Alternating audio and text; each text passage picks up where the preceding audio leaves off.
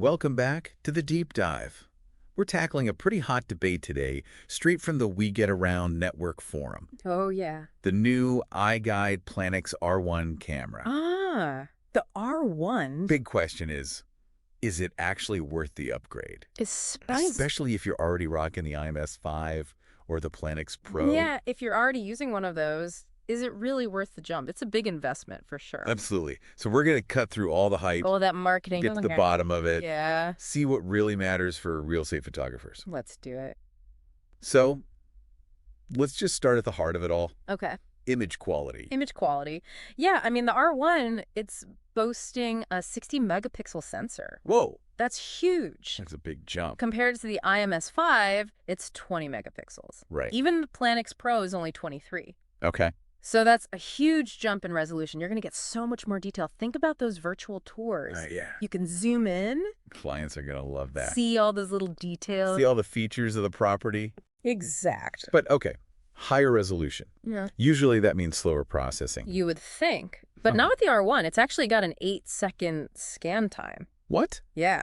Okay. Compare that to the PLANIX Pro at 13 seconds and IMS-5 18 seconds. Oh, wow. So you're saving a lot of time on each scan. So that's, I mean, if you think about it over a shoot, Yeah. that's a lot of time. It adds up. You could potentially fit in more clients. Yeah, you can be more efficient with your day for sure. Okay, so we got image quality, we got speed. Mm-hmm. Another big one for photographers. Okay, what's that? Size and weight. Oh, absolutely. Especially for real estate You're photographers. carrying that thing around all day. Up and down stairs, all over the place. You don't want something big and bulky. No. So the R1, they really designed it with portability in mind. Okay. 26% lighter and 44% smaller than the PLANIX Pro. That's a big difference. It is. You'll definitely notice it when you're out on a shoot. Especially, like you said, going up and down stairs. Yeah, in tight spaces. Yeah. All right, now let's talk about, this is always a pain point for photographers. I'm listening. Battery life. Ah, yes. You don't want to run out of juice in the middle of a shoot. So it's the worst. The worst. So the R1 uses a Milwaukee M12 battery. Oh, right. Now, this is a big deal. Yeah. First of all, you're not stuck with those proprietary batteries. Which can be expensive. Super expensive. And hard to find sometimes. Yeah. Especially if you need one on the fly. Right. And with the Milwaukee battery, you can swap them out. You can have a spare in your bag. You're never going to be stuck with a dead camera. So you can just keep shooting. All right, and speaking of, you're carrying it around, you're out in the field. Yeah. Let's talk about ruggedness. Durability. Yeah, the R1 has this really unique feature. It's called the System Shield. Okay. It basically protects all the lenses and the vital components. That's really important. It is. So now you don't need that big, bulky, hard case. Okay. You can just throw it in your regular camera bag. So less to carry. Less to carry, which is always good news. All right. Less bulk. Now, Hit me. the big one. Okay. Cost. Yeah, we knew this was coming, so we don't have exact prices from the forum discussion, but I think it's safe to say It's going to be more expensive. it's going to be the most expensive of the three. It's the newest. It's the most advanced. That's right. So the big question is, does the investment in those upgrades outweigh the cost? That's the million-dollar question. It is. Okay. So we've talked about image quality, speed, size, and weight, battery life, ruggedness. Mm-hmm. Now, another big one that photographers deal with, Right. image noise. Ah, noise. Especially in those low light situations. Low light. It can be a nightmare. So how does the R1 handle that? Well, that R1 has adjustable noise reduction settings. Oh, okay. So you can choose low, medium, or high. Okay. Gives you a lot more control over how your images are going to look. So you can adjust depending on the situation you're in. Exactly. You have more flexibility to deal with those tricky lighting situations, so you can get the best possible shot no matter what. Okay, this is sounding pretty impressive. Is there anything else about this R1? There are a few other features that weren't specifically mentioned in the forum discussion, but they're definitely worth highlighting. All right, let's hear it. So first of all, there's this incredible feature called indoor tracking. Indoor tracking. Yeah, think of it like GPS for your camera. Okay. It helps with placement and ensures accuracy. Yeah. Really useful for those larger properties. Okay, so it keeps everything lined up. Exactly. And then it also offers both static and dynamic stitching options. Okay. So you have more control over how your virtual tours are put together. You can choose the best option for each situation. So you can get a really seamless final product. That's the goal. Awesome. Now, what about, we've got all these images. Right. File management. Yeah. The R1 lets you manage everything right on your smart device. Oh, wow. Yeah, you can even transfer files wirelessly. So no more fumbling with cards and things. Exactly. It streamlines the whole process. All right. This R1 is sounding pretty tempting. It's a powerful tool for sure. But the big question still remains. Is it right for everyone? That's what we're going to dive into in the next part of our deep dive. We'll weigh the pros and cons, we'll look at the cost, and we'll help you figure out if the R1 is the perfect fit for you and your business. So stay tuned. You don't want to miss this. Welcome back to the deep dive. Before the break, we were talking about that big question, is the R1 actually worth the upgrade?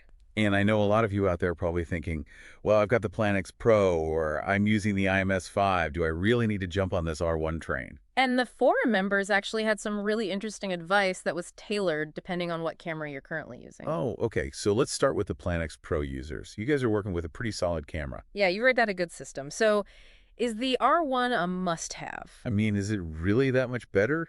Well, the consensus in the forums seemed to be that for most PLANIX Pro users, it's more of a nice-to-have upgrade, not a necessity. Oh, okay. So it's not like ditch your Pro immediately. You need this R1. Right, exactly. It's more about, if you're happy with your Pro and it's meeting your needs. It's working for you. Then maybe you hold off for a bit. Yeah, especially if that price tag is a little intimidating. Yeah, budget's a big factor. But if you're really pushing the limits of your Pro, you're looking for that extra edge. Yeah, you need that higher resolution. You need that faster scan time. Maybe you're shooting a lot of really high-end properties, where clients are expecting the absolute best. They want to see every little detail. Then the R1 might be that upgrade that takes you to the next level. Okay, so PLANIX Pro users, you've got some thinking to do. For sure. Weigh the pros and cons, see if it makes sense for your business.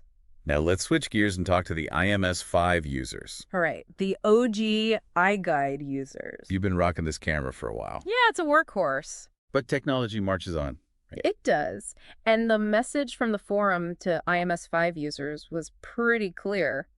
If you've been waiting for a sign to upgrade, this is it. Oh, wow. The R1 is the sign. They didn't hold back. Nope, they were pretty straightforward about it. And for good reason, I think. The advantages are pretty substantial. Okay, let's break it down. What makes the R1 such a jump from the IMS-5?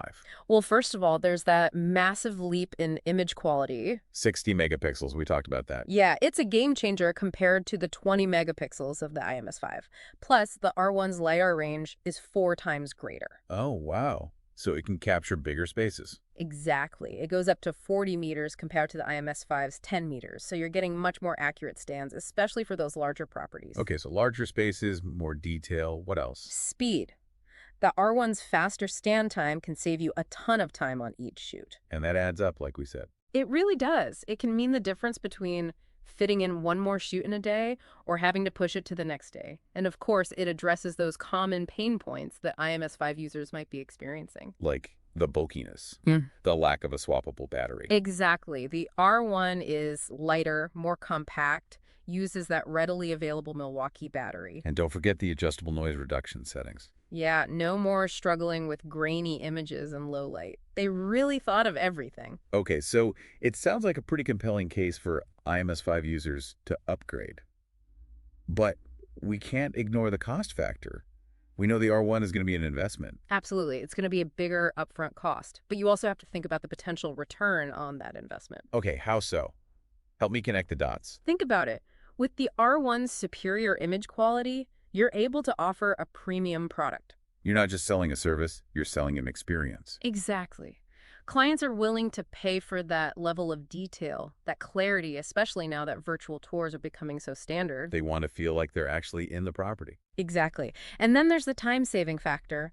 Faster scans mean potentially more shoots per day. More clients, more revenue. Exactly. The R1 is designed to make you more efficient, more productive, which can ultimately translate into more money in your pocket. Okay, so it's about working smarter, not harder. Exactly. Plus, those extra features like indoor tracking and smart device storage. They might seem small, but they can make a huge difference in your workflow. Less hassle, more time to focus on what you do best. So, for those IMS-5 users out there, I think we've laid out a pretty strong case for upgrading to the R1. But for those who are still unsure, yeah, still on the fence, what advice would you give them? The forum actually had a great suggestion. They said, go see the difference for yourself. Oh, okay. They've got links to sample virtual tours created with each camera, the IMS-5, the PLANIX Pro, and the R1. So you can actually see the difference in image quality. Exactly. Go explore those tours, compare the detail, the clarity, and see which one resonates with you. It's like a test drive for your photography business. Exactly. You can really analyze the results and make a decision based on what you see, not just what you read. Okay, so that's some great advice. Go check out those sample tours and let your eyes be the judge. Welcome back to the deep dive. We've spent a good amount of time talking about the iGUIDE PLANIX R1. Yeah, breaking down all those features, comparing it to the IMS-5 and the PLANIX Pro. See if it's really worth that upgrade. Yeah. But this whole conversation got me thinking about something a little bigger. Oh, yeah. What's that? It seems like there's always this pressure to keep up with technology. Especially in a field like real estate photography. It's changing so fast. Exactly. New cameras, new software, new techniques all the time. It can be overwhelming for sure. It is. And how do you know when it's actually time to upgrade? Right. How do you know when it's essential for your business and not just, a shiny new toy? Exactly. Yeah. So how do you make those decisions? How do you strike that balance? I think the key is to be really intentional. It's not just about having the newest gear. It's about understanding how that technology actually aligns with your needs. So it's about taking a step back and really analyzing, is this camera going to help me deliver a better product? Is it going to reach more clients, make my business more profitable? Exactly. Sometimes the best decision is to stick with what you've got. If it's working for you. Exactly. It's not always about chasing the latest and greatest. But sometimes that investment in a new tool can really make a difference. It can be a game changer for sure. But those decisions can be tough, Yeah. especially with all the marketing and hype. Oh, yeah. It's hard to cut through all that noise. So what advice would you give to photographers who are struggling with these decisions? Talk to other photographers. Oh. Do your research. Yeah. Maybe even experiment with different tools and see what works best for you. And that's what's so great about the We Get Around Network forum. Absolutely. It's a community of photographers. They can share their experiences, offer advice, help you navigate those tough decisions. Yeah. It's a good reminder that we're all in this together. We are. We're all learning and growing as the industry changes. And it's constantly changing. So I guess that brings us to our final thought for today. Think about the future of real estate photography. Ooh, yeah. Where is it headed? How will technology continue to shape this field? What will virtual tours look like in 5 years, 10 years? What skills will photographers need to stay ahead of the curve? Big questions. Big questions, no easy answers. But I think by staying curious, by engaging with the community. By being willing to adapt and experiment. Exactly. We can make sure we not just survive, but thrive. Thrive in this exciting and always evolving industry. I love it. So to all you real estate photography pioneers out there, keep pushing those boundaries, keep exploring. Never stop learning. And never stop diving deep. That's a wrap for today's deep dive. Thanks for joining us on this exploration of the iGUIDE PLANIX R1. For thinking about the bigger picture of innovation in real estate photography. Until next time, keep those cameras clicking and those virtual tours spinning.